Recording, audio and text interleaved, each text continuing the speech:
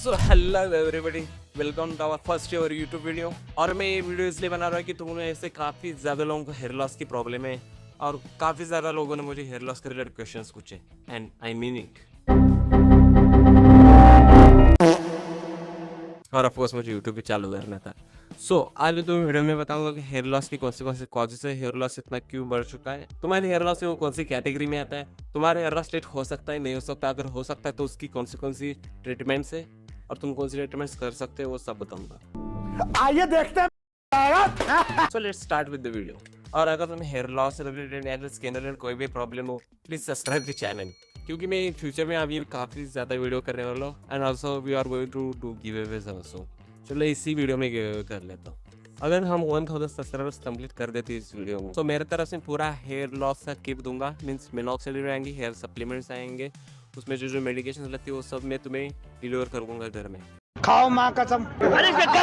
Give away करूँगा। उसके लिए तुम्हें चैनल को सब्सक्राइब करना है, वीडियो को शेयर करो और कुछ भी कमेंट कर दो, मतलब अच्छा करो। And that's it. So let's begin with the video. तुम्हें हेयर लॉस जानना है तो उसके लिए तुम्हें हेयर साइकिल समझनी पड़ेगी। सो हेयर साइकिल में 3 फेजेस आते हैं, anagen, catagen and telogen. Anagen means growing phase होता है, कैटाजन यानी कि ट्रांजिशन फेज होता है और टिलोजन यानी कि शेडिंग फेज। तो आजकल काफ़ी ज़्यादा जो लोग mostly hair loss issue face कर रहे हैं वो है male pattern hair loss, female pattern hair loss and telogen इन्फ्लिया।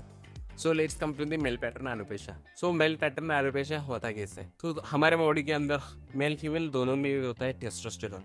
वो टेस्टोस्टेरोन क्या होता है, कन्वर्ट हो जाता है डीएचटी यानी कि डाइहाइड्रोक्सी टेस्टोस्टेरोन में। तो उसको कन्वर्ट करने में जो एंजाइम मदद करता है उसका नाम है फाइबर रेडक्टेज। एक्चुअली डीएचटी करता क्या है कि तुम्हारे जो भी हेयर रूट्स रहते हैं स्काल्प पे, तो उनको जो ब्लड सप्लाई मिल रहा होता है, उनको जो वेसल्स होती है उनको नैरो कर देता है, जिससे कि उनको ब्लड सप्लाई और न्यूट्रिएंट्स कम जाते हैं, इसलिए हेयर फॉलिकल की ग्रोथ भी कम हो जाती है और हेयर्स बाद में झड़ना शुरू हो जाते हैं।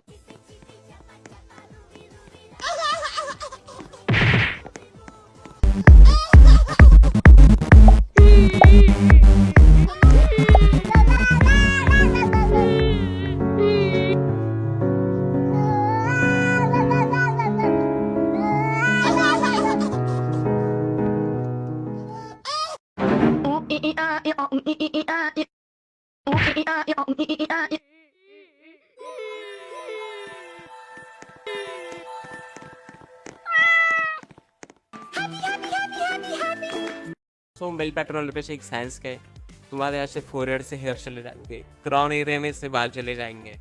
ये मेल पैटर्न एलोपेशिया है कि साइंस। उसके लिए यूएसएमपी से 2 मेडिकेशन से अप्रूव है, एक ये मिनॉक्सिडिल और दूसरी फिनास्टेराइड। जो मिनॉक्सिडिल ओरल फॉर्म में भी आती है और टॉपिकल फॉर्म में भी आती है। तो ओरल मिनॉक्सिडिल तो मतलब अंडर गाइडेंस ही लेनी पड़ती है। टॉपिकल मिनॉक्सिडिल है वो 5% is enough for male pattern alopecia along with finasteride 1 mg tablet. Mostly यही प्रिस्क्राइब करेंगे, तुम किसी भी डर्मेटोलॉजिस्ट के पास जाओगे और वो तुम्हें प्रिस्क्रिप्शन की रिजल्ट मिलेगी भी नहीं। तुम्हें पास के डर्मेटोलॉजिस्ट के पास जाना ही होगा। काफ़ी ज़्यादा लोगों में मतलब मिथ से फिनास्टेराइड और मिनॉक्सिडिल के रिलेटेड लोग बोलते हैं कि मिनॉक्सिडिल हम यूज़ करने के बाद बाल हमारे फिर से ज़्यादा झड़ने शुरू हो जाते हैं। ये लोग देखो भाई, वो मिनॉक्सिडिल बंद करने की वजह से झड़ नहीं रहे, तुम्हारे पहले ही झड़ना शुरू हुए थे। मिनॉक्सिडिल जैसे ही बंद करोगे वो वापस से कंटिन्यू होगा। मिनॉक्सिडिल बस तुम्हारा ब्लड सप्लाई हेयर्स को बढ़ा रहा है और वहाँ पे न्यू वेसल्स फॉर्म कर रहा है। There is an process called angiogenesis. तो उससे हुआ कि ज़्यादा से ज़्यादा वेसल्स बनेंगे, तुम्हारा ज़्यादा से ज़्यादा ब्लड सप्लाई हेयर्स को जाएगा, सो उससे न्यूट्रिएंट्स भी जाएंगे और हेयर ग्रोथ होने में काफ़ी ज़्यादा मदद होगी।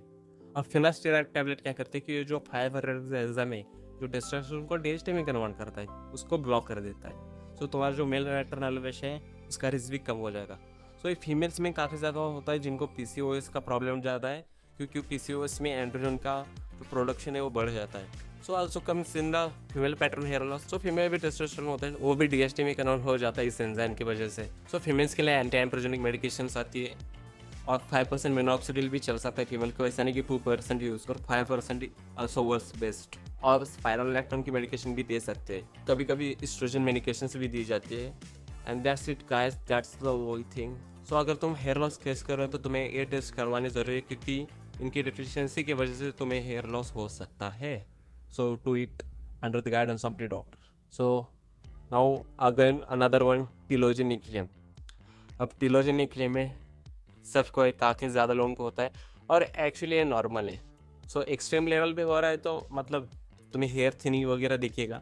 और टिलोजन इक्लियम का बहुत ज़्यादा लोगों का कंसर्न होता है कि नहा रहे हो या फिर पिलो पे है कॉम्बिंग करते हैं तो 50 से 100 बाल गिर जाते हैं। So as per studies and science daily 50 से 100 बार गिरना इज एन नॉर्मल।